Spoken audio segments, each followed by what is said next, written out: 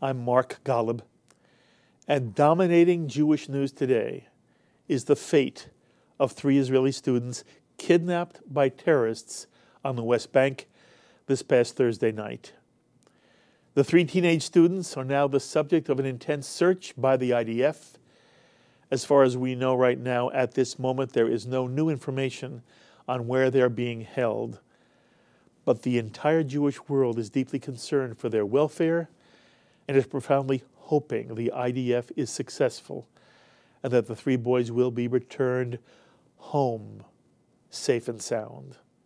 The 3 students are 19-year-old Eyal Yefrach from Elad near Petach Tikva, 16-year-old Naftali Frankel from Nof Ayalon near Latrun, and Naftali is both an Israeli citizen and an American citizen, and 16-year-old Gilad Shahar from the West Bank settlement of Talmon. Israel is working on the theory that these 3 teens were hitchhiking Thursday night after completing their yeshiva studies and were somewhere near the Jewish communities of Gush Etzion. Gush is in that part of the West Bank known as Area C, which is controlled entirely by the Israeli military, so that Palestinian officials have been quick to point out that the Palestinian police does not operate in any part of Area C and is therefore not responsible for providing Jews with any security in that part of the West Bank. This kidnapping does not come out of the blue, however. Terrorists have tried dozens of kidnapping attempts in the past 2 years, with the goal of holding Israelis to swap for Palestinian prisoners in Israeli jails. Israeli Prime Minister Netanyahu was unequivocal Sunday that Hamas is responsible for the kidnapping. On Sunday, the Prime Minister spoke to the nation. We'd like you to hear some of what he had to say. Hamas terrorists carried out Thursday's kidnapping of 3 Israeli teenagers. We know that for a fact. These teenagers were kidnapped, and the kidnapping was carried out by Hamas members. Hamas denials do not change this fact. And this attack should surprise no one, because Hamas makes no secret of its agenda. Hamas is committed to the destruction of Israel and to carrying out terrorist attacks against Israeli civilians, including children.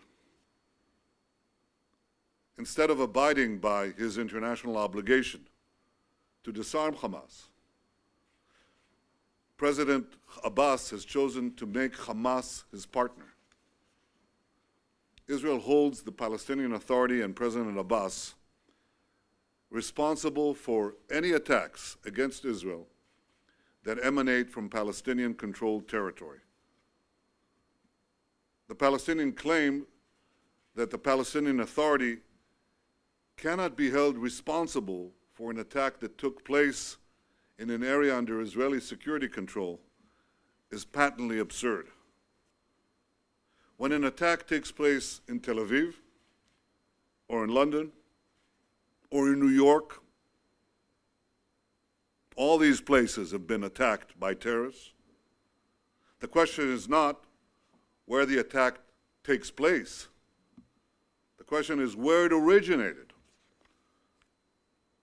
The kidnappers in this case set out from territory controlled by the Palestinian Authority, and the PA cannot absolve itself of its responsibility. You'll remember that Israel warned the international community about the dangers of endorsing the Fatah-Hamas Unity Pact. I believe that the dangers of that pact should now be abundantly clear to all. We've seen since the signing of that pact an increase in terrorist activity emanating from the West Bank. We've seen Hamas strengthen its presence there, and this increases the likelihood that Hamas will take control of the Palestinian Authority precisely as it did in Gaza. This will not advance peace. It will advance terror. Israel will act in all ways under its province, in all ways under our control, to bring home the 3 kidnapped teenagers. Israel will act against the kidnappers and their terrorist sponsors and comrades. We will do whatever needs to be done to protect our people, our citizens, our children, and our teenagers from the scourge of terrorism. Thank you. Secretary of State John Kerry has spoken with Palestinian Authority President Mahmoud Abbas to, quote, urge him to do everything possible to assist in the efforts to find the missing students. And the U.S. has reported that President Abbas told Secretary Kerry that he's doing so. However, it took Mr. Abbas days to issue any comment critical of the kidnapping. And at the same time, Hamas has been extremely critical of any help Palestinian police may be giving to the Israelis in this matter. And the Hamas reaction casts a further cloud over the recent Hamas-Fatah alliance. And Abbas has claimed that his unity government is truly committed to Israel's right to exist and to a peaceful two-state solution. Israel's Defense Minister, Moshe Ayalon, has said that Israel will not rest until the 3 youths are back and the terrorists responsible for this operation are in Israeli custody. Well, for some more information on what Israel is doing to obtain the return of the 3 kidnapped students, we are most pleased to have on our phones right now the brilliant and wonderful Shahar Azani, the Consul for Media Affairs at the Israeli Consulate in New York City, and a dear friend and host of Eye on Israel right here on Shalom TV. Shachar, thank you for giving us a few moments. Mark, it's an honor to be on Shalom TV, and thank you for carrying the truth. I really appreciate it. Thank you, Shachar. Look, this is a horrible day. It's a horrible time.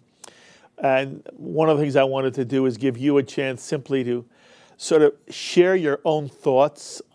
What was it like when you first heard that these 3 young students were kidnapped?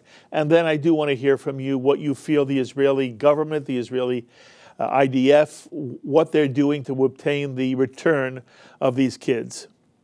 Well, first of all, thank you so much. The question that you're asking is so significant and meaningful in analyzing what's been happening now. I felt Israeli for the first time in a long while. I literally, when we received news of the kidnapping, you feel like you're being punched in the stomach. You all of the feelings that we used to experience much more often, unfortunately, in the course of the mid-90s and beginning of the 2000s, when Hamas perpetrated their attacks, when they attacked civilians and buses and soldiers and innocent people in pizzerias and coffee shops. And suddenly it's happening again. And this time they're targeting kids, teenagers, Mark, innocent kids who just try to make their way home. And it makes you think, because the word children keeps on repeating when it comes to the peace process and the future of the Middle East.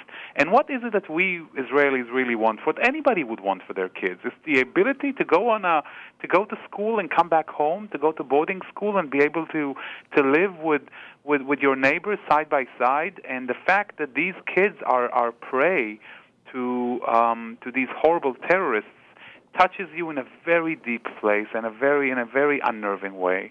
And I think that you can see by the multitude of reactions on social media and beyond within Israel just how much it brought people together into realizing what our common enemy is. Too many a time we as Israelis, and I dare not say even we as Jews, we are very easy to disagree and to find a way to hammer at each other on a variety of issues. It is in moments such as these that remind us the meaning of the State of Israel and the meaning of the Jewish community and the Israeli familiarity as a whole. We come together in such moments, and truly we feel so much for the families. For each and every one of us, this is our kids. These are our children, and we truly pray for their safe return with every, looking at their smiley faces, realizing that their crime in this world, Mark, was only being Jewish. Yes. Shachar, I'm going to say it over and over again. Very few things in life are black and white. This is black and white. Black and white. And and coming at such a time when the Israeli government kept on saying, do not give Hamas foothold of the West Bank. Mm-hmm. Do not allow them to strengthen their control of the West Bank. The whole reason why the idea for a national unity government came about was because of the distress that Hamas faced with the realities in the Gaza Strip, with what's happening in Egypt. They lost the Muslim Brotherhood. They felt that they're being weakened. Their force is dwindling. Their ability to support their community is winding down because of their policies, because of continuing to firing rockets at Israel. By the way, the same thing is happening as we speak when they fire rockets into Israel in the course of the search. And at that time, Hamas reaches out of their distress to the Palestinian Authority in a move that unfortunately received worldwide support to create a national unity government. And even though Israel has to be the so-called bad guy in the story, to remind people who Hamas is, for me, Hamas is the same organization that executed suicide bombings in Purim on the sidewalk in Tel Aviv, killing innocent people who were just going from, to a party, from school to a party. It's the same ruthless organization that calls in its charter not towards Israelis, but to Jews, that should any tree or bush realize that a Jew is hiding behind them, the tree or bush are obliged to move so that the Jew can be executed. They have never, and to their credit I will say, they have never hid their agenda. They've always said it right out in the open, and we have to be ready to listen and understand. And nowadays, especially these days, Mark, to realize the meaning of Israel as a bastion of freedom and security in that region of the world. We're seeing what's happening in Iraq. We've witnessed the massacres in Syria. We see the turmoil all over. This is the time to safeguard Israel in the most significant way possible, not only for the sake of the Jewish people, but for the sake of the Western world and humanity. Shahar, I was stunned by this, and I'm trying to think of why. The reason I say that is, it was only yesterday, it seemed, that there was the Second Intifada, and there was this wave of suicide bombers coming into Israel, crossing into Israel, blowing up buses, blowing up pizza shops, blowing up discotheques. Right. And then it seemed like, I don't know, maybe the wall went up. Some people say it's not really the wall, it's the IDF action on the West Bank. For whatever, it seemed that now Israeli kids could go out at night and their parents didn't have to worry about whether they would return or not. And for a while, it seemed very, very calm. And then, and again, I want you to clarify this for me. It seems like it's out of the blue that all of a sudden 3 Israeli teens are kidnapped on the West Bank. I had Esther Waxman on, whose son, Nachshon, an IDF soldier, was captured on the West Bank. It's not like Hamas isn't trying to do this all the time. We all know about Gilad Shalit. Right. But I'm saying to you, Shachar, this felt like it was out of the blue. For an Israeli, does it seem like this is out of the blue, or does it seem like it's just another day in a series of horrific occurrences? Well, first of all, when such a thing happens, as I said, a punch in the stomach, it's a black day, and you can never really expect such a thing. But at the same time, Israel, the security forces, we've been on very high alert. The security intelligence indicated since the ending of Operation Pillar of Defense in November of 2012 that there has been a significant increase in the desire and the attempts to abduct Israeli civilians and soldiers in the West Bank. We know of the efforts. We know that such endeavors by Hamas and other operatives were orchestrated by operatives abroad, people in the Gaza Strip and elsewhere. Even prisoners, Palestinian terrorists who are imprisoned in Israeli prisons, were apprehended with plans to lead operations of abductions of Israelis in the West Bank and in Israel, of course. Now, if we remember what happened, basically to give you a sense of the numbers, since January of 2013, we identified around 50 intentions and attempts to abduct Israelis. And these were all discovered and prevented, Mark. We were able to identify the squadrons, the perpetrators, before they did it, or immediately after. If you remember the murder of Tomer Chazan, the soldier, which happened in September of 2013, we were able to identify his abduction and murder immediately. So we were able to apprehend those who murdered him. If you remember the case, there was a Palestinian who was working with him at a restaurant, and he invited him for a friendly visit at his home. And when he came, he was stabbed in the back and thrown to a pit with the hope to negotiate with Israel to return the corpse for burial in Israel in exchange for prisoners. And we were able to apprehend them immediately. Also, if you remember, when you talk about horrible incidents, I can't forget the angelic face of Eden Atias, a 19-year-old soldier who was just taking a nap in Afula in the back of a bus. And when everybody else got off the bus, and he was tired, and he came back from basic training, while he was sleeping in the back, if you remember, he was stabbed to death multiple times by a Palestinian teenager who murdered him for nothing.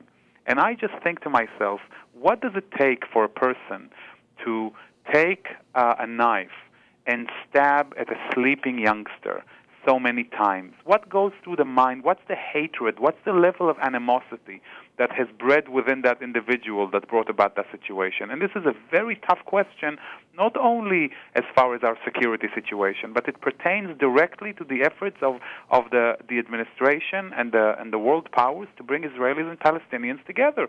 It's not about delineating a line, it's about delineating a heart. You know, Shahar, one more thought on this same track. There are many people who want to somehow draw a moral equivalency, and they're trying to find something that Israel has done that provokes the Palestinian response, and that it's a cycle of violence. That's a phrase I've heard for years and years and years. And yet, while I empathize with a Palestinian parent who holds in his arms or her arms the body of a Palestinian child who may have been a victim of an Israeli bomb or rocket, or is somehow a casualty of war. And there are casualties of war. There are civilian casualties in every war. I know of no Israeli action where we go in and kidnap children. I know of no Israeli action where Israelis sneak into the bedroom of a residence and slit the throat of a 3-month-old child, as happened at Itamar. Right. And it's time, I believe, for the world. And they're proud of it, Mark. Yes, that's right. And celebrated. And there have been celebrations now of the kidnapping of these 3 Israeli teens. Anyway, I think it's time, Shachar, for the world, for people of goodwill to stand up and say, no, there is no moral equivalency here, and it's not about a cycle of violence. It's an instance in which, again, there is black and white, and in this instance, the black belongs to those who think it's appropriate to kidnap 3 teens off the highway. Right. Absolutely, Mark. Well said. You know, whenever I hear it, and you can imagine that as Consul for Media, I hear it a lot, when people come to me and say, you have to understand there are actions taken on both sides, I always have, tell me when was the last time when Israel premeditatedly and purposefully attempted the assassination of a child. Never will you see it in Israeli history. Quite on the contrary, if you remember, even in the climax of the game of hypocrisy during defensive wall operation, during the Second Intifada, when Israel's reserve soldiers came into Jenin and decided to go into the tough surroundings of the neighborhood, taking a risk, and by the way, which took a toll of over a dozen soldiers who were killed, where the whole issue could have been resolved with one simple bomb.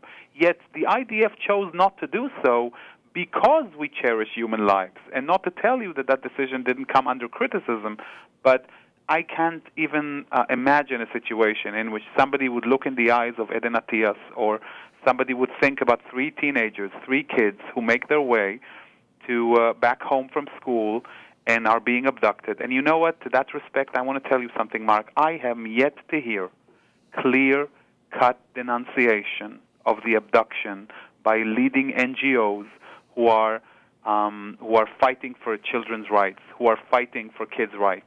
And if they have any sense of decency, authenticity, and truth within their hearts, they should rise now and denounce what happened in the West Bank, this kidnapping of teenagers. There is no 2 ways about it. As you said, it's black and white. And the challenge is at their doorstep. Do they distinguish between blood and blood? Is being Jewish, does that mean that you give up your rights as a human being? If so, be clear about it. Come out and say it. And if not, be strong in denouncing it. Okay, so tell us, where do you feel the IDF now is in trying to find these kids? Well, sometimes I have to say that we are very fortunate to have the Israel Defense Forces and the General Security Services.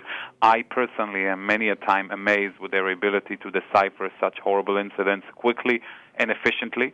We are working on high secret level, on the intelligence level. I can tell you that from what we know, we are able to gather the different pieces of information. It's slow, but it's a continuous progress, and we're doing it simultaneously with taking political moves and military moves in the West Bank so that we're able to apprehend the terrorists. We unfortunately have to cope with a terrible situation where the IDF and the high alert was sounded only 5 hours after the kidnapping itself, which gave a lot of time to the squadron to do what they needed to do. We also imagine that this is a highly professional team that was trained on the very courageous task of kidnapping kids. This is what they do, these courageous people, and they probably had to prepare their hideout, and they're remaining below, underneath the radar, probably not communicating with anyone because they know that everybody is on a very high alert. Therefore, they're not communicating with the outside world. It's not easy, but we're working. So far, we've arrested over 100 Hamas activists in the West Bank. We know the West Bank. We know Hamas in the West Bank. And we can identify, the map of activists, who is there and who isn't. We hope to be able to reach them as soon as possible and to bring them back home safe and sound. And we hope that that's going to happen, but nobody can tell how long that's going to take. There is a lot of work to be done, especially, again, on the intelligence level.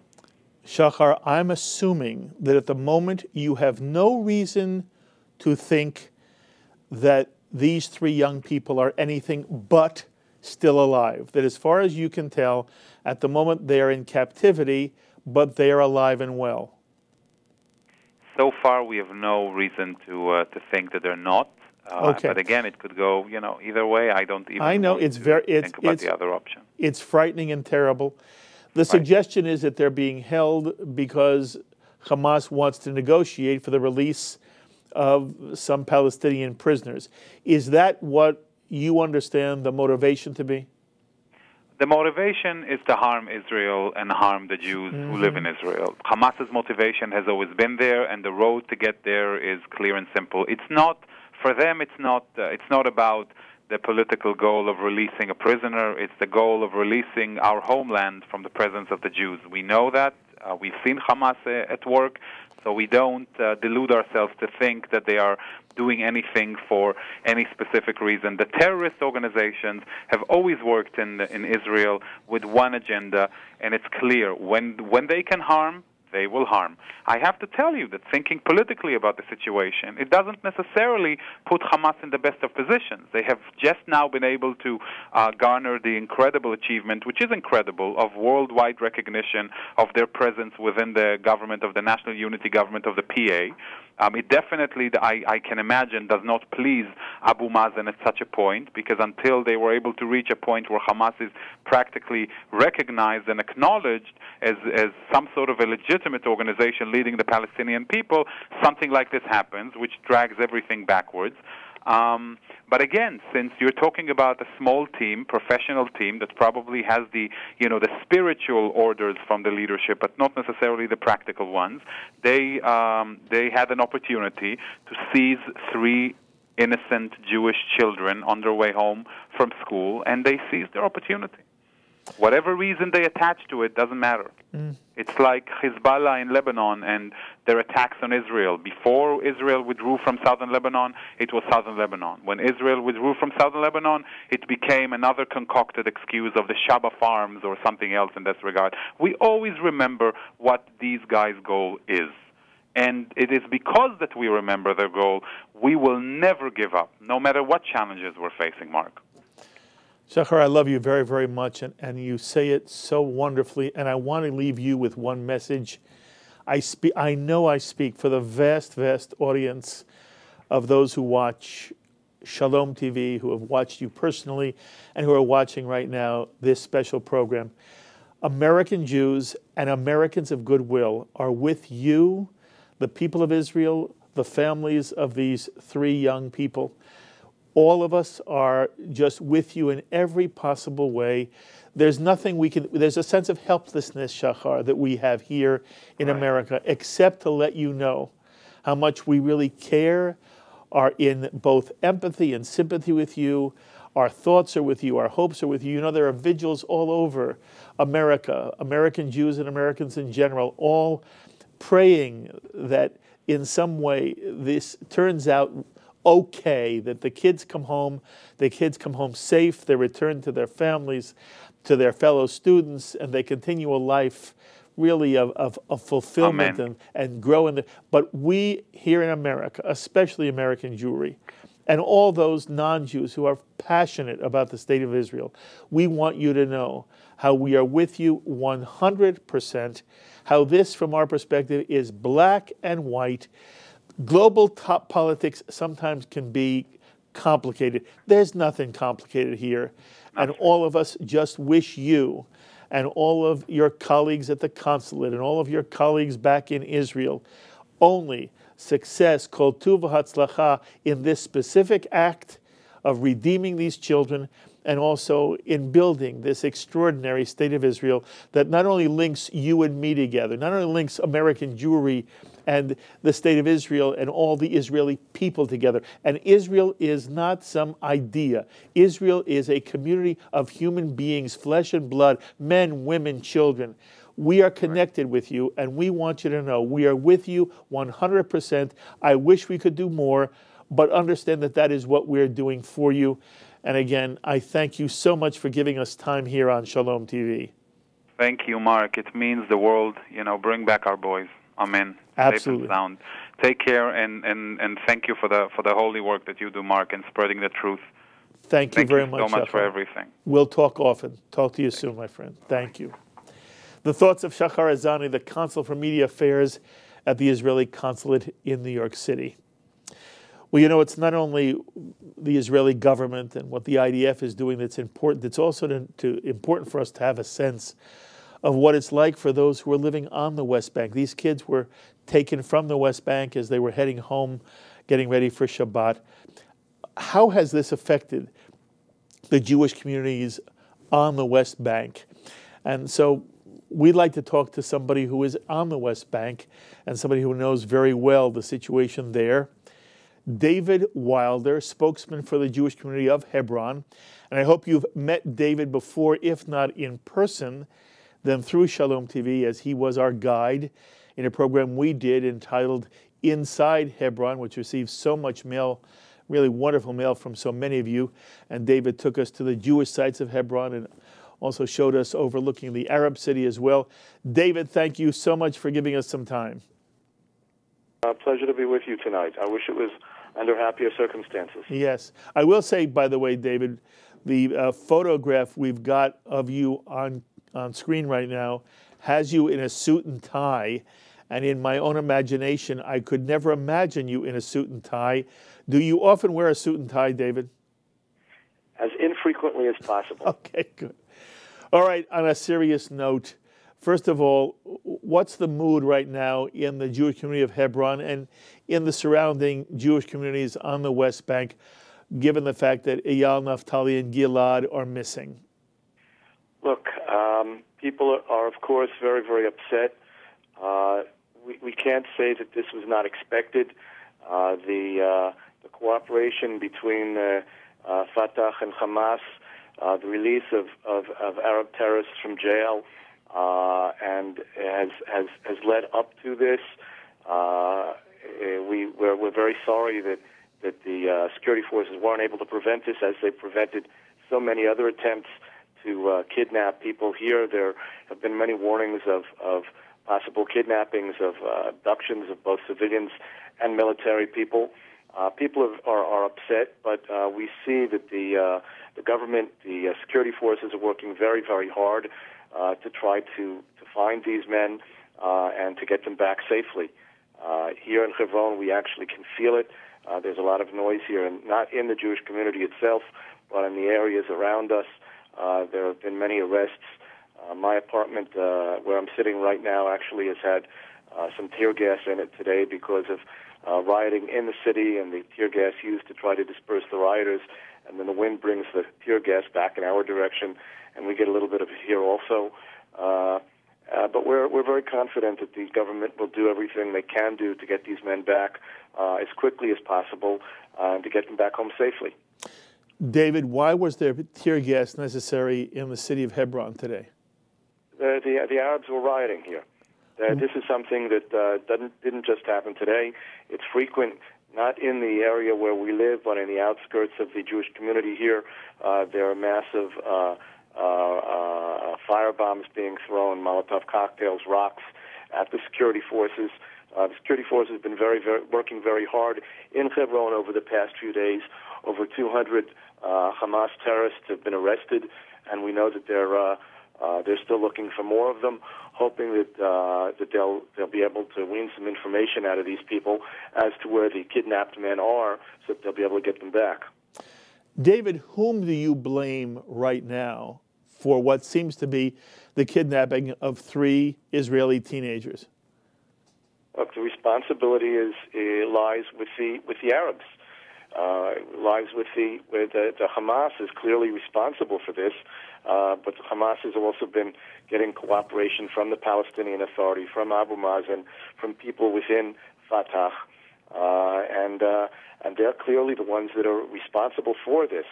The very fact that Abu Mazen made a treaty, a pact with a terror organization such as Hamas, was basically putting the cards on the table. When you say cards on the table, be more specific. Hamas is an organization which wants to destroy the state of Israel. And any organization such as the Palestinian Authority, which makes it try to make a unity government with them, is not only are they cooperating with them, but they're actually inciting them. They're backing them up. At the moment, our understanding is that these 3 young men were kidnapped from an Area C, which is under the control of the Israeli military. Is that correct? Yes. They were it seems, in Gush Etzion, which is about 20 minutes from here. Okay. They were waiting for to each one to go back to their own homes. It seems that a car stopped. We don't know exactly whether they were forced into the car itself. They may have been. There are stories that the car was acted as the people had acted as the car had broken down and they went to help them. There are different stories, none of which we've been able to confirm. But one way or another, they were forced into the car. They were kidnapped, and we do know that one of the men was able to actually call the police a few minutes after they were abducted, and he tried to leave a message saying that they had been kidnapped. Unfortunately, the police did not pay any attention to that, thinking that it was just a jokester. And only 5 hours later did they realize that it was for real, it was genuine. And only then did they actually begin to get organized to start to search for them. Yeah, it obviously, the irony there is very painful. One of the things I was wondering was whether your sense is that there is any feeling inside the Arab community or the Arab Hebron community of feeling bad that this happened, feeling in some way sympathetic to the families of Eyal, Naphtali, and Gilad. Is your sense there's any feeling of camaraderie with any section of the Arab population in Hebron? Look, it's very difficult for me to speak for the entire Arab population in Hebron. There are 150, 200,000 people here, but we do know that there were celebrations here. There were celebrations, there was dancing, there was music, celebrating this abduction, and of course they only hope for more. Now, it's very difficult to say that that's the way 150,000 people feel. However, we certainly have not heard from anybody any kinds of expressions of regret or apology or anything else. It's also very clear that if any Arab in Hebron were to do that, he would probably lose his head. There is a young man who lives up in northern Israel who's actually related to one of the Arab members of the Knesset, who did come out saying that the people that kidnapped these men were Arab terrorists and that they should be arrested. And of course, that has brought upon him tremendous criticism by all of the by Arabs all over Israel. But in Hebron, we haven't heard any sense of regret whatsoever. All right, now I have not heard of any other similar kidnappings really in a long time. I have read that the IDF has been able to thwart attempts to kidnap both Israeli civilians and Israeli officers, but this is the first time in a long time that a kidnapping seems to have been successful. I want to know the extent to which you, your friends, parents of other kids, people who live throughout the West Bank, to what extent is this a worry you have all the time, that at any moment somebody can be kidnapped by Hamas or a terrorist group? Look, the worry here isn't. First of all, people don't worry. You can't live around here and worry. People live as they live anywhere else they would live. They live in their homes. They drive in their cars. They walk the streets. The kids ride their bicycles. In Israel, it makes no difference whether you're in Hebron or you're in Tel Aviv. You're marked. There are people that don't want us not only in Hebron, they don't want us in Beersheba or in Haifa or anywhere else in this country. And unfortunately, we've seen terrorist attacks that have taken place throughout the state of Israel. People, unfortunately, have been killed throughout the state of Israel. But this is something that we know. We realize that there are people who want to take our homes away from us, that want to take our land away from us, and they don't want us to be here. And we do our best, together, of course, with the responsibility being in the hands of the Israeli security forces, to see to it that we're safe. But we can't sit and worry about what's going to happen. The kids here, one of the major topics the last few days has been that of hitchhiking and why do the kids hitchhike. A reporter asked me early today, I said, it's part of life. You want to get someplace. Not everybody has a car. The public transportation, you can have to wait a couple of hours for a bus. People have to get places. So it's a way of life. It's been this way for decades. I know that my kids hitchhike, and I'm certainly not going to tell them to stop hitchhiking. You have to try to be as careful as you can, but it makes no difference whether you're hitchhiking or whether you're anyplace else. You have to be careful, and you do your best to see to it that you and those around you are protected. So, in essence, parents are not critical of these three young men who were hitchhiking, trying to get home from the West Bank. Of course not. How can one even think of blaming the victim? Mm-hmm. That doesn't make any sense. The people that are responsible aren't the people that were victimized, that were abducted. The people that are responsible are the terrorists who are bloodthirsty and want to throw us out of our homes. And they want to expel us from our land. They want the state of Israel to evaporate, to just be deleted from the map. Mm-hmm. So it's not even a thought to think of criticizing the people these guys weren't doing anything that nobody else does. Mm-hmm. Everybody here hitches a ride. If my car breaks down, I don't have a car, so I'll hitch a ride. I used to hitch back and forth between Hebron and Kiryat Arba and Efrat when many years ago I'd stand out on the street at night and wait for a ride. The kids do it, adults do it. It's part of life. Recently we had Esther Waxman on Shalom TV on L'Chaim, and Esther is the mother of Nachshon Waxman, and Nachshon was an Israeli soldier who also was hitchhiking to get back to Jerusalem. And he was also kidnapped. The circumstances seem to be that a Hamas car masquerading as a Chabad car picked him up. He got in the car thinking he was being given a ride by obviously sympathetic Jews. And the next thing you know, he was abducted and he was held for ransom. And in the end, the IDF tried to rescue him, but the rescue attempt failed and he was shot while in captivity.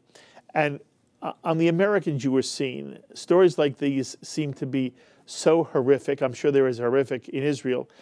And at the same time, David, you correct me if I'm wrong, this is something with which you and the families that you live with somehow have come to terms with in a way that is really remarkable. Speak to that for just one moment.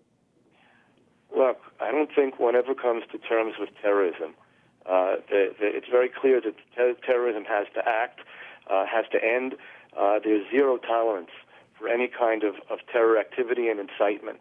It's not a question of coming to terms with it. It's a question of living. Look, we understand that basically we're still involved in a war of independence. There are people that just don't want us here. So we have a choice. We can be here knowing that there are problems, or we cannot be here. But if we're not here, so where are we going to go? If there's no state of Israel, today we see what's happening in Europe. We see the anti-Semitism, which is just rising and rising. There was a Jewish couple killed just a couple of weeks ago in Brussels. The anti-Semitism is climbing around the world. Jews have problems wherever they are. I'd prefer to have my problems here in Israel, in my homeland, and be able to try to defend myself and to live as I want to be able to live and deal with the terrorists than to have to deal with the anti-Semitism that Jews are facing today around the world. Yes. The conventional wisdom, David, is that Eyal, Naphtali, and Gilad will be held to ransom in the hopes of trading them for Palestinian terrorists. Is that what your community assumes will happen? At this point, it's very difficult to make any kind of assumptions. It's not clear. The original thought was, of course, that they were abducted for reasons of ransom. However, as of yet, as far as I know, from the last time I saw the news, and there may be things that we're not being told yet, but there has not been any contact by the kidnappers at all. So they don't know exactly when there's going to be contact made. It's also not clear whether or not the Israeli government will respond positively to demands to release more terrorists. It's very, very possible that the abductors, the terrorists that have kidnapped these men, were themselves in Israeli prisons and released for prisoner exchange. It's not clear that the Israeli government will again agree to do this. It's a very, very tough call. It's very emotional. However, today the feeling amongst the Israeli right is not to give in to them, is not to keep releasing terrorists from jail, because when you do that, the only thing you get back is more terror. So as painful as it might be, your advice to the Israeli government is not to trade for Eyal, Naphtali, and Gilad? Like I said, it's a very tough call. I'm certainly not on the level where I'm giving advice to anybody. I have no idea. Anybody that would have to be in the shoes of a parent whose child has been abducted, I have no idea. I have no idea what will be decided. I don't know what the proper decision is, but I do know that when terrorists are released from jail, the only thing we get back is more terror. There were hundreds of terrorists released for an Israeli soldier who had been held captive for Gilad Shalit for 5 years. And many of the people who were released have committed, again, acts of terror and are back in jail. It's very possible that these people were part of that group that was released. Mm-hmm. It's a very, very difficult call. I certainly hope that the Israeli security forces are able to find these men and release them safely so that we don't have to deal with that question. Okay. Anybody who watched your conversation with me when I had the privilege of really an extraordinary day with you in Hebron, anybody who watched that program, and David, I can't tell you how many positive things were said and how people appreciated you so much for taking the time and really answering every question I could throw at you and for showing us things that most American Jews never see. It was really wonderful. But anybody who saw that program knows that if anything, you are not afraid to express yourself and to be as blunt as you can be. So I want to ask you a question, and you figure out how you want to answer it. At the moment, to what extent are you comfortable with what the IDF is doing to try to find and retrieve Eyal, Naphtali, and Gilad, is there any criticism you and the community has of the way in which either the State of Israel or the Israeli army has gone after retrieving, finding, and bringing these boys home? Well, first of all, I certainly can't criticize the soldiers on the ground because they're doing what they're being told to do, and they're not doing what they're being told not to do. The people that are making the decisions, in other words, the Prime Minister, the Defense Minister, the Security Cabinet, the Chief of Staff of the Army, are the ones that are deciding what action should be taken. Now, I will tell you what I think, but I also have to just sort of clarify that by saying that we don't know everything. I think that there's a lot of information that we don't know that's not being put forth to the general public, so it's very difficult to know everything that's going on. We know that at the moment there are hundreds of arrests being made. As far as we're concerned, that's certainly not enough.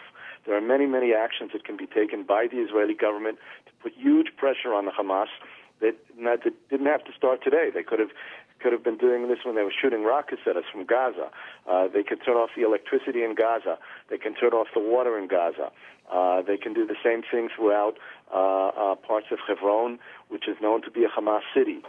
There are many different tools that can be used without any bloodshed whatsoever to put tremendous pressure on these people to release the hostages and let them come home safely. Some of these things have been suggested. They're still not being done. Orit Struk, who's a Knesset member who lives in Hebron, has suggested that all of the terrorists that have been released from Israeli jails should be rearrested and put back in jail. There are other ideas that have been going around. There are certainly numerous tactics that can be used by the State of Israel to put so much pressure on these people that maybe they'll fold. And we think we've seen this happen before.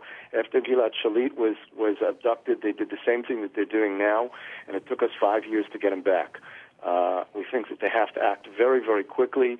Time usually is not on our side, and there are pressure tactics that they can use to try to force the hand of Hamas. Okay, one last question for you, David. If I were living in your community now and I met people in the street or in the market or in the synagogue, how overwhelming is this in terms of people's mood and life in Hebron and for the Jewish community on the West Bank? To what extent does this sort of color everything? To what extent, at the same time, are you able to live, for lack of a better phrase, a normal life? First of all, the effect this is having is not only in Hebron, it's not only on the Jews that live in Judea and Samaria, it's having an effect on Jews that live throughout the State of Israel. There have been numerous prayer sessions held here in Hebron at Marat Machpelah, at the Kotel in Yerushalayim, in different yeshivas, in schools throughout the country, in synagogues throughout the country. People are taking this very, very seriously. This certainly can affect people's moods. On the other hand, people are trying to continue to live their normal lives. Even in the communities where these men lived, in Talmon and in Nofai Alon, the people there, the schools were open today, and the kids went to school, and people are trying to live keeping their normal lives going. On the other hand, there are tremendous efforts being made to do whatever we can do. There have been a lot of ways to try to help the Army to get food and drink to the men that are working very, very hard around the clock. Whatever we can do on a fairly low scale, we do. There's a lot of prayer to God that He should help us. But on the other hand, people continue to live. David, first of all, it is really always wonderful to talk to you. As you said at the beginning, I'm sorry, this is the reason we're talking today. You should know that the American Jewish community is fixated on Eyal Yafrach, Naftali Frankel, Gilad Shahar. All of us hope with every strength of fiber we have that the three will be returned safely and in short measure, and that ultimately this will just be a blip, and in the end they will be reunited with their families. In the meantime, just know that there are prayer services going on all over the Jewish community today, and they will continue, and you are in our thoughts, you are in our prayers, and you, my friend, are one of the most special people I know, and it is so great. I'm so grateful that you gave us some time. Know that I and everyone here at Shalom TV is with you and your community, David. Thank you very much. It's very heartwarming to hear that, and I'll just leave everybody with, as I would with you, an open invitation. When you're in Israel, come visit us. Thank you very much. You're welcome. We'll talk soon. On Shalom TV, you're watching our special Bring Back Our Boys, and it's very important that we hear from someone who is looking at it from the American Jewish perspective. There's no one better than the Executive Vice Chairman of the Conference of Presidents of Major American Jewish Organizations, someone you know so well, and we're so pleased that he is with us so very, very often. Malcolm Hoenlein joins us again. Malcolm, thank you for giving us some time. It's my pleasure, but unfortunately, under the circumstances, absolutely regrettable we have to do this. Absolutely. So we're talking about Eyal, Naphtali, and Gilad, and first, I just want to know your personal reaction when you heard the story and you heard what had happened. What was your reaction? My heart sank. We have seen this before, and often with outcomes that were the worst possible. And immediately we started to mobilize. We contacted Israel. We talked about what it is that we could do and how we could do it. We were in touch with the White House about it. You feel helpless in a sense. Yes. You can't impact the situation. You think of these three innocent young people, and all sorts of stories have appeared. They were hitchhiking, which is this is a place that is authorized for it, where people do it by the thousands throughout the year. This is a regular practice because the bus service there is limited, and boys going home from all of the schools in the area come to this location, and they are picked up by Israelis. It is the kind of chesed, it is kind of outreach and warmth that they demonstrate to one another by picking young people up or others who need a ride to Jerusalem or elsewhere. So these three innocent kids on the way home for Shabbat to their families who did nothing of any kind to anyone are picked up under circumstances that I think we'll find out there was a massive subterfuge, with perhaps an Israeli license plate on the car and other signs that would not have indicated that this was a member of Hamas or an Arab, and taken an unknown location. And we know the brutality. When people look at the actions of the ISIS in Iraq today, they should know that Hamas is a sister group, no less brutal, no less horrific in their involvement. And the message also that think of Hamas, we're in charge of the West Bank today, and we're linking up with the ISIS, a sister organization with common goals and common aspirations.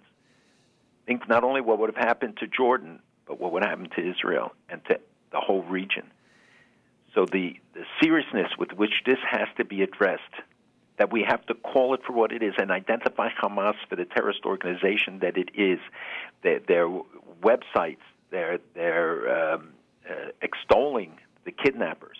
And by the way, Fatah also, on their website, putting cartoons that extol this, that encourage it, and in the West Bank villages and cities giving out candies, which is a message to the young people that this is the way you behave, that this is welcome, this is honored, this is supported, rather than the reverse. And Abbas's late comment now, condemning the kidnapping, which we welcome, but it's got to be translated into deeds, breaking with Hamas, isolating Hamas. Let the world stand against it once and for all, and against all of the similar terrorist organizations, if we want all of our children to be safe from such actions.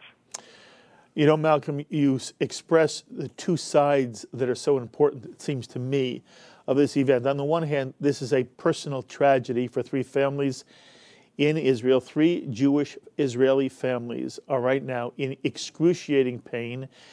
I can't imagine what it would be like to be the parents of Eyal, Naphtali, or Gilad, And that's the personal side of this. And as you say, here we are in America feeling utterly helpless. They're part of our family. We feel an immediate connection, but there's so little we can do. And then there are issues raised of a geopolitical nature that I also want you to comment on. And there's no one better to speak to both sides of this one issue. I want to stay for one moment with the personal side. Malcolm, very often American Jews think that they have the right, almost the obligation, to advise Israelis how they should live their lives, especially when it comes to negotiating with terrorists or making peace between the Israelis and the Palestinians. And one of the things that we often forget is that while we do feel as if we're part of Israel and Israel is part of us, our children don't have to worry on a daily basis that if they're trying to get home from someplace for Shabbat and they do what is done, as you point out, we had somebody on, and we had David Wilder from Hebron talking about how he hitchhikes, his children hitchhike. It's a common practice, as rare as it may be in the United States. But that here, our kids never have to worry about the situation that Eyal, Naphtali, and Gilad now find themselves in. And I want you to speak for one moment about the difference, what it is on the one hand for American Jews to care passionately for and about the state of Israel, and yet at the same time have a certain sense of humility that what the Israeli parent, what the Israeli family confronts is so much more present and real, and it's not theoretical, it's real day to day to day.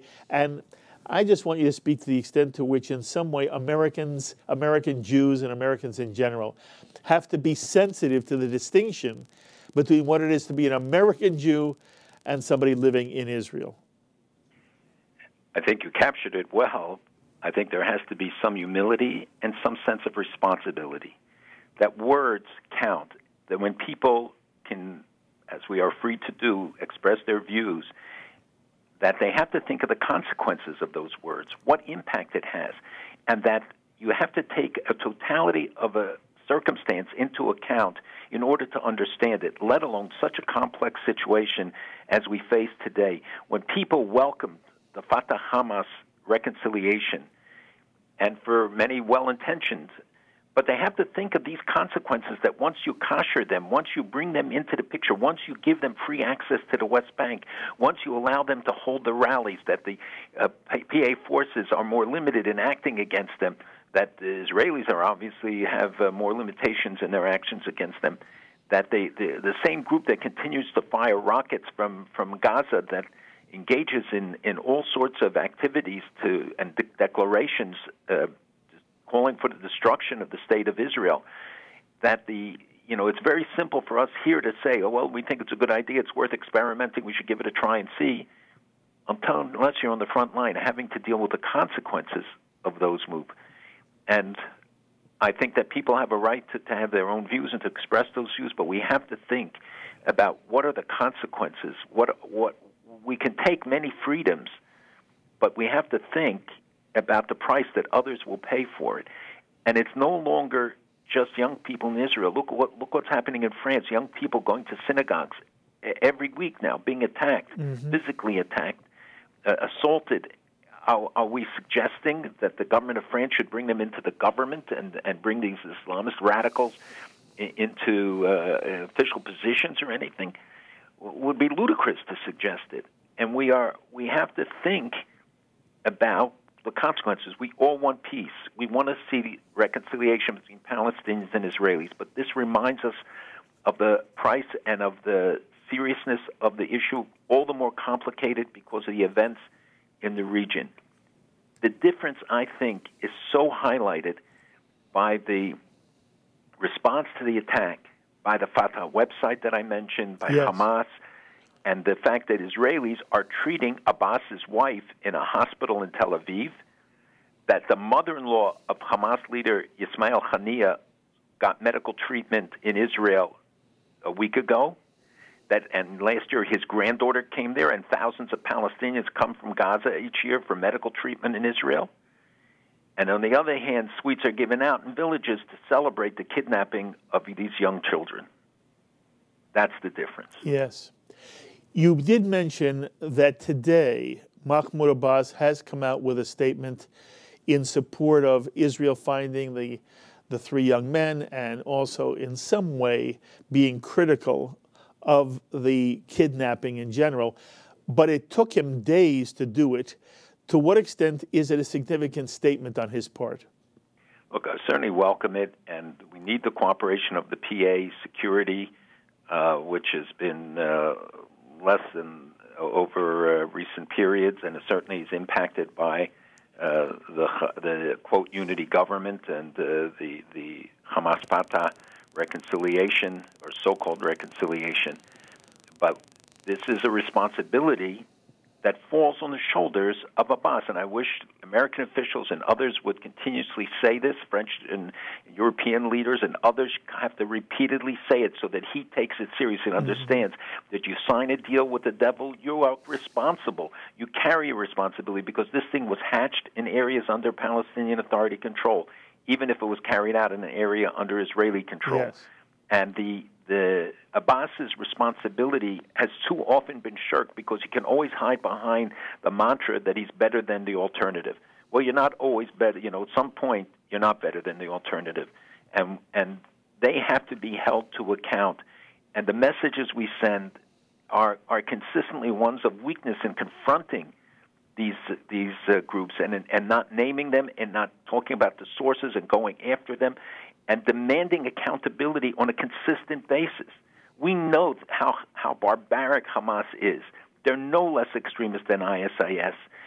They have kidnapped, they seek to kidnap, they've beheaded, they've carried out all sorts of outrages, and they have to be cut off.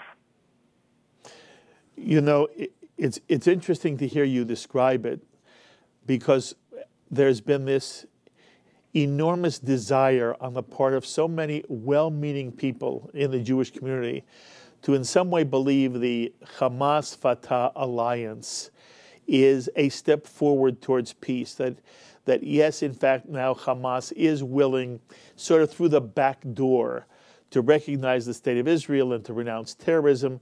And Abbas said publicly that his unity government recognized the state of Israel, was willing to make peace, was willing to live in a two-state solution.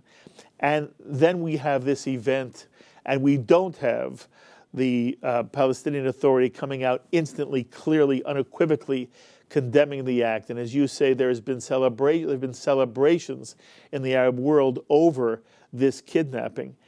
So you and I have not had a chance to speak since the announcement of the Unity Alliance and the United States, in essence, Malcolm, the United States' willingness to work with this new Palestinian government.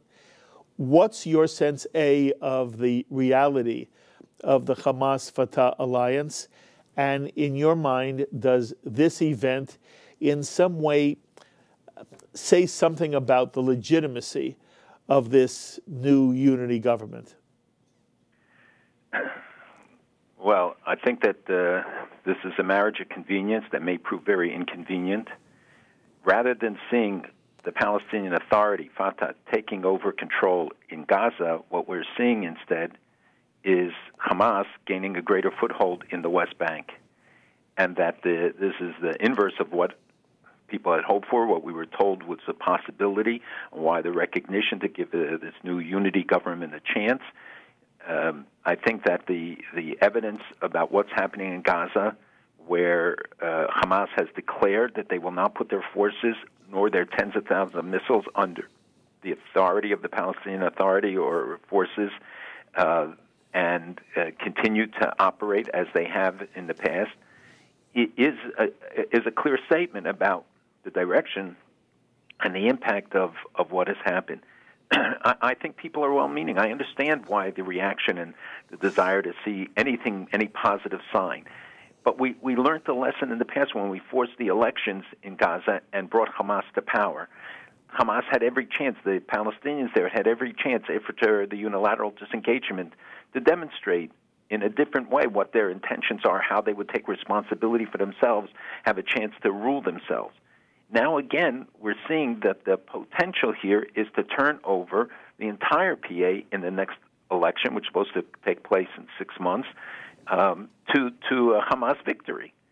And the potential impact of that is beyond anyone's belief, and a potential understanding of the consequences for the entire region, for the Palestinian people as well.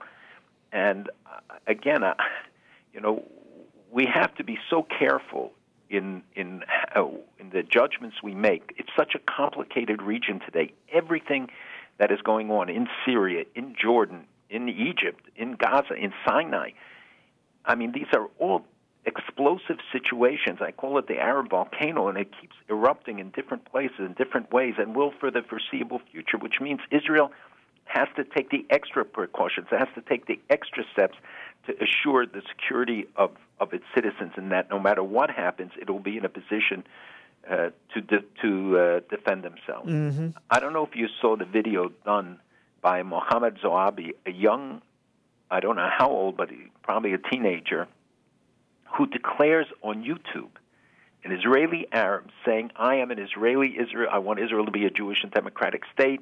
I support them. They have to do everything they can to capture and bring back these guys and not to deal with Hamas, because I will become a victim, you will become a victim, all of us will become victims. Now, this young teenager can have the clarity of vision and understanding, and everybody should go online and see it. It's so moving. Tell me his name again. The other part. Tell us his name again. Hold up, Malcolm. Tell us his name again. Mohammed Zoabi, Z-O-A-B-I. Okay.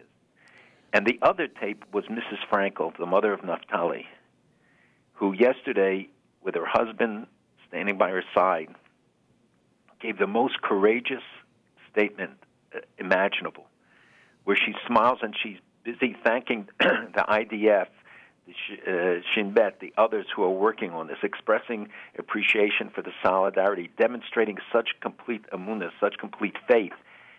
I mean, just the most superhuman response to the horrible thing that has happened, and I guess the imagination can run in any way possible. But she took the positive step and took it's just such an inspiring comment that should help all of us to think about our responsibility at a moment like this. So it is to be positive, to look at ways that we can help Israel be strong. It is ways for us by prayer. And I must say that there have been hundreds and hundreds of events where communities have come together, synagogues have come together to pray for the three all over Israel. People tell me this is the only thing on people's minds. It's a national mobilization of the heart, of feeling for one another, of concern for one another, that unfortunately it takes a tragedy like this to evoke. You know, we always read about all of the divisions and issues, the debates that go on within Israel. We don't read about the real sense of achdus, of unity, that is truly demonstrated in a moment like this. Yes. By the way, it reaches the United States, Malcolm. There have been many, many services held in behalf of Eyal, Naftali, and Gilad. Hundreds. That's what I'm saying to you. And in places that, haven't had them before, I get the emails on it constantly throughout the day. It's just quite overwhelming how many of this and how deeply this touches people. And by the way, we hear from many non-Jews who are deeply concerned and who are praying and caring about them as well. Very few issues in life are black and white. Malcolm, this is black and white, and some real black has been thrown over 3 kids who, as you say, as we started, did nothing. This is a black and white situation, and I would expect anybody, Jewish or not Jewish, who is a person of goodwill to be outraged at this kidnapping and to demand that everything be done within the Arab community, the Palestinian community, to make sure these kids are returned safely, Malcolm. We want them returned safely. I will tell you, if never again has meaning, it is not as something we shout at rallies. It's something that we implement at moments like this to say that Jewish blood cannot be cheap. And if people think that I sound emotional, believe me, I am. Yes. And I think anybody who is not, at a moment like this, to think of these 3 innocents, these are not people who are in uniform, this is not guys who are part of a military just 3 high school kids. If anybody's heart isn't rent apart by it, is if they're not obsessed with this. As I see many people are, I walk on the street, people stop me all the time saying, is there news, is there news, is there news? And we have to also look at the broader consequence of this, because this comes from something. It's a result of something, and to prevent it in the future, the steps that we have to take have to be very clear. You cannot compromise with terrorists. The only language they understand is strength. We see it in Iraq and Syria and all of the other places as well, what the consequences of policies that are not, deliberate, that are not clear, that where red lines aren't red lines. If we don't do that, then everybody becomes victim. Everybody faces the danger of these hundreds, if not thousands, of guys with European and American, Canadian passports fighting in Syria. I mean, all of these guys draw inspiration from an act like this. And therefore, it has to be a unified stand. And the Western world and all people have to say, no more. Mm-hmm. We're not going to tolerate it. Mm-hmm. Never again. Mm-hmm. So in that line of thinking, Malcolm, how comfortable are you, how pleased are you with the stand that the United States government has taken? Well, the United States has come out and came out immediately, and I know they've been in touch and regular contact with the Israeli government. There are many people who have expressed concern about the initial response to the unification or bringing unity agreement. Reconciliation. Yeah. Not the unity government. But unity agreement. The agreement and then the unity government, which is an outgrowth of it, and it is a technocrat government. But the question is, it is a sham government that just is a front to enable the funds to continue. And when the United States, which said they would work with them, but then said the funding would continue and they would be judged afterwards, should have said, we're going to judge them and then we'll decide on the funding. We have to show them that they have to be held to account, that all of them, everybody, as they hold Israel to account, as they hold other people we deal with to account, that if you send them the message or we're giving them the license, and later on we'll decide whether you lived up to the criteria or the standards that we set. But I think the United States and Israel have been working together. The security and intelligence cooperation has been outstanding. And because we face the same enemy, the enemy, Hamas, is the same as all of those who declared that they want to destroy the United States. That is the main target. Even of Hamas, he talks about destroying the United States, let alone Khamenei and ISIS and Al-Qaeda and all these other groups.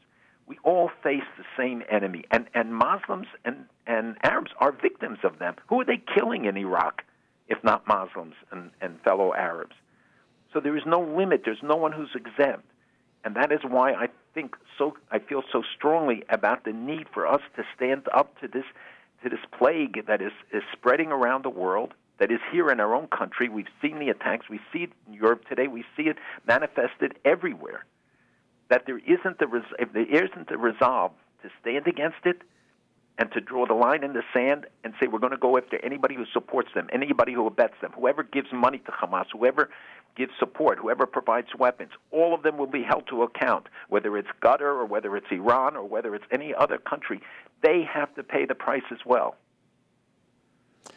Malcolm, as always, no one says it better. You know I love you very much, and you've done extraordinary work on behalf of American Jewry, World Jewry, the State of Israel, and I thank you so much for giving us some time on this very, very upsetting and really tragic event. I'm sure I speak for you as well. We all hope Eyal, Yifrach, and Naftali, Frankel, and Gilad Shahar are not only returned, but they're returned in safety and in very quick measure. I thank you again for spending time with us on Shalom TV. It is always my pleasure, and I thank you for all you've done in helping to bring all these issues to public attention. I hope everyone, and I know that everyone feels this deeply in their hearts, but give expression to it. Go to a synagogue prayer, stand with others, let the people of Israel know that you stand with them. Thank you, Malcolm, very, very much. So here is the very courageous statement which Naftali Frankel's mother, Rachel Frankel, issued from her home in Nof Ayalon on Sunday. I came out here to say thank you. As you see, we are surrounded with a wonderful, warm family and community, and they're taking care of us and protecting us. We're in touch with the army and the police forces, the security forces, the government, and they're keeping us updated.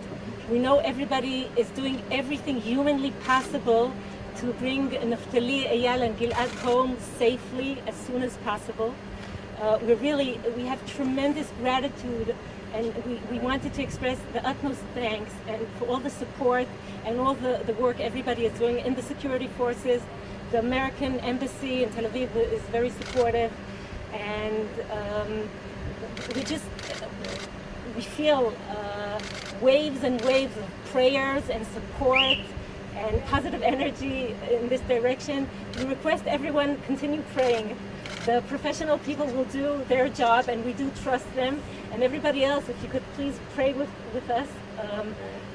We trust that Eyal and Gilad and Naftali, boys coming home and away from school, we're just on their way home, will be with us here, and we'll hug them soon. And really, thank you all, and God willing, we'll all be able to celebrate their return safely. Thank you. Malcolm Hoenlein mentioned the video message of a remarkable young Israeli Arab named Mohammed Zoabi, who speaks in English, in Arabic, and in Hebrew, with a very strong message to the terrorists who took Eyal, Naftali, and Gilad, also to Prime Minister Benjamin Netanyahu, and to the Israeli people, with the most uplifting statement of Israeli patriotism and the unity that does exist today in Israel between Jewish and Arab Israelis. Watch this quite stunning video produced by Mohammed Zoabi. For those terrorists who have kidnapped our kids,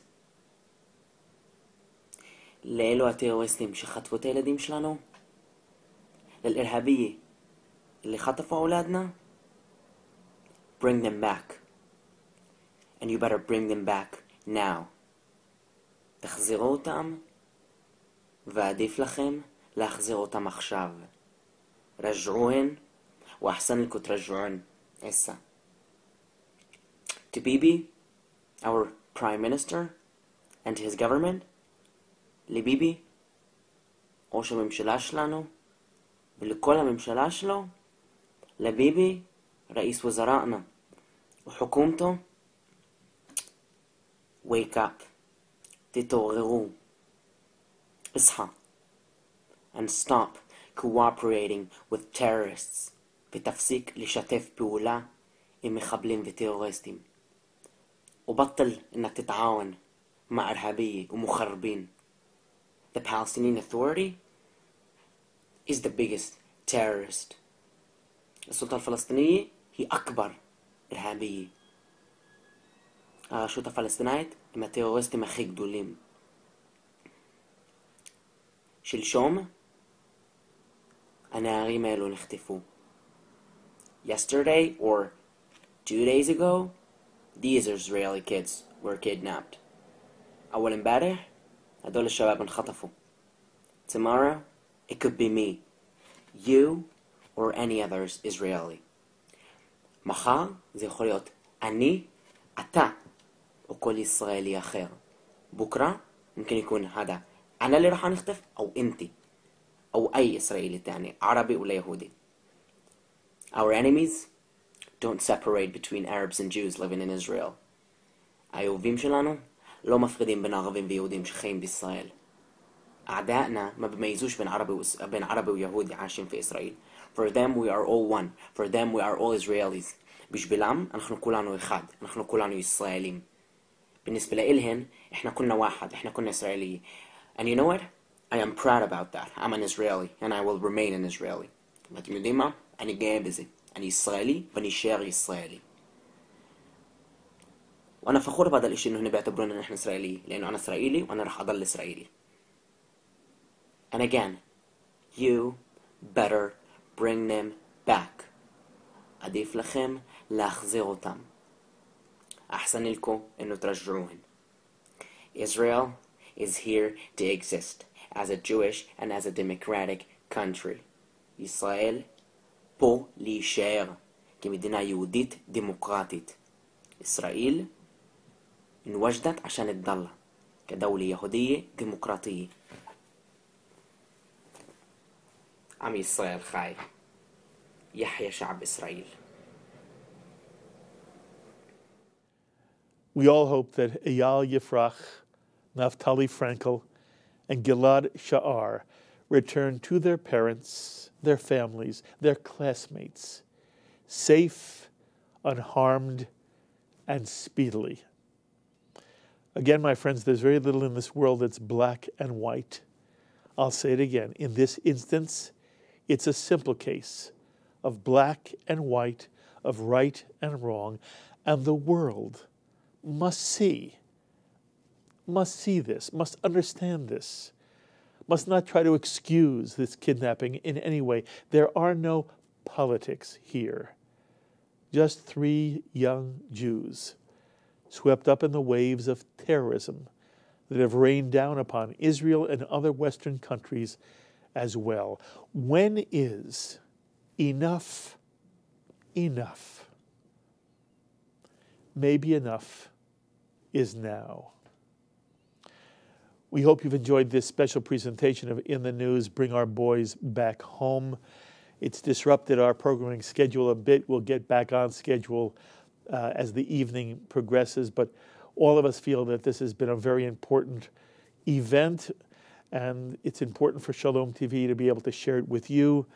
I can't thank Shachar Azani and David Wilder and Malcolm Hoenlein enough for taking time to share their thoughts on Shalom TV. I encourage you to be in touch with me, as I always do, with any thoughts or comments you may have. Many of you have already written me wonderful emails. I am so appreciative. And I do tweet now. So I hope any of you who tweet, you'll tweet me, at Rabbi Mark S. Golub, and I'll tweet back to you. But it's an important way to kind of keep the conversation going. And remember that tomorrow night at 7 p.m., we'll be doing Talk Back Live, where I'll be able to take your phone calls on any subject you want. I'd love to hear what you feel these days about Shalom TV. If there are any questions you have for me, I'll be happy to answer them. I really wish we would do it more often, but tomorrow night, 7 p.m., Talk Back Live, you get to call me and just express yourself and ask me any questions you want. So I look forward to talking to many of you tomorrow night. My thanks tonight to Sloan Copeland, Serge Goldberg, Carol Lilienthal, also to Dara Golub, Mark Baker, and Corey Sivikoff for helping to make this edition of In the News possible. Until the next time, I'm Mark Golub. Be well, my friends.